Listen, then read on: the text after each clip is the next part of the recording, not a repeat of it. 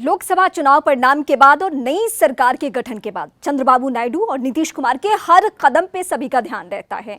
दिल्ली में अगर कोई बैठक हो और वहां से कोई दूरी बना ले तो इसको लेकर भी बहुत सारे सवाल उठते हैं कि आखिर इस नेता ने क्यों दूरी बनाई, और खासकर अगर ये नीतीश कुमार कर रहे हो या चंद्रबाबू नायडू कर रहे हैं, क्योंकि ये दो ऐसे पिलर हैं जिससे दिल्ली की सरकार मजबूती से आगे बढ़ रही है। नीतीश कुमार नीति आयोग की बैठक से दूरी बना चुके हैं, वो नहीं पहुंचे दिल्ली और उन्होंने बैठक में हिस्सा नहीं लिया। आज ये महत्वपूर्ण बैठक चल रही है, तो इसको लेकर एक बार फिर सवाल उठ रहे हैं कि आखिर नीतीश कुमार ने इस बैठक से क्यों दूरी बनाई है।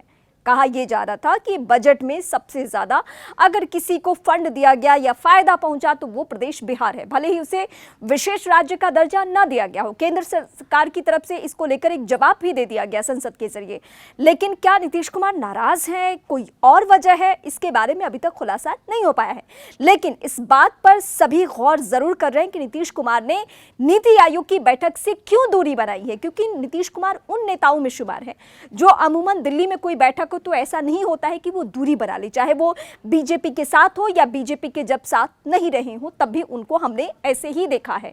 अब इस बीच खबर एक ये भी मिल रही है कि उन्होंने सम्राट चौधरी जो कि बिहार के डेप्यूटी सीएम हैं उन्हें अधिकृत किया गया था, लेकिन इस बैठक में यानी नीति आयोग की बैठक में आप किसी प्रतिनिधि को नहीं भेज सकते हैं और इसीलिए सम्राट चौधरी को नीति आयोग की बैठक से दूरी बनानी पड़ी। उन्हें इस बात की इजाजत नहीं मिली कि आप यहां पे बैठक में हिस्सा लें, क्योंकि सिर्फ और सिर्फ राज्यों के सीएम ही इसमें आ सकते हैं, वही इस बैठक में हिस्सा ले सकते हैं। अब नीति आयोग की बैठक क्यों होती है वो भी जरा मैं आपको बता दूं। पहले योजना आयोग और अब 2015 से लेकर अभी तक नीति आयोग। किसी भी देश को चलाने के लिए या विकसित करने के लिए उसके राज्यों की भूमिका बहुत महत्वपूर्ण होती है, और यही वजह है कि साल दर साल नीति आयोग की बैठक के जरिए देश के प्रधानमंत्री तमाम राज्यों के सीएम के साथ तालमेल बिठाने की कोशिश और विकसित भारत को लेकर जो एक रोड मैप तैयार किया जाता है उसमें राज्यों की भूमिका क्या हो सकती है, कहां पे किस फंड की जरूरत है या क्या परेशानियां आ रही है, इन तमाम बातों पर फोकस किया जाता है। और इसीलिए बैठक बेहद महत्वपूर्ण माना जाता है नीति आयोग की बैठक जब भी होती है। और इसमें अगर कोई सीएम दूरी बनाए तो बहुत सारे सवाल भी उठते हैं, जैसे कि नीतीश कुमार के नहीं पहुंचने से। हालांकि इस बीच झारखंड के सीएम हेमंत सोरेन ने पहले कहा कि वो नीति आयोग की बैठक में पहुंचेंगे, लेकिन वो भी नहीं पहुंचे हैं।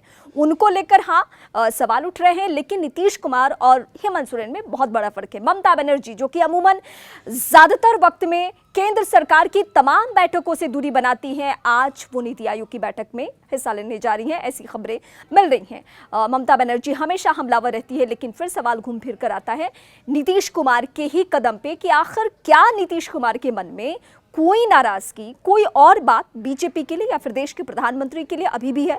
क्या बजट में जो फंड मिला बिहार को उससे वो खुश नहीं है?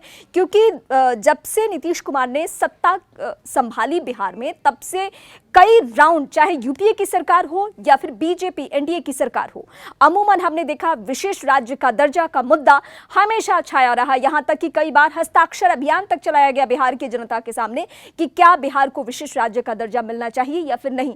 तो क्या इस बात को लेकर नीतीश कुमार नाराज हैं या वजह कुछ और है?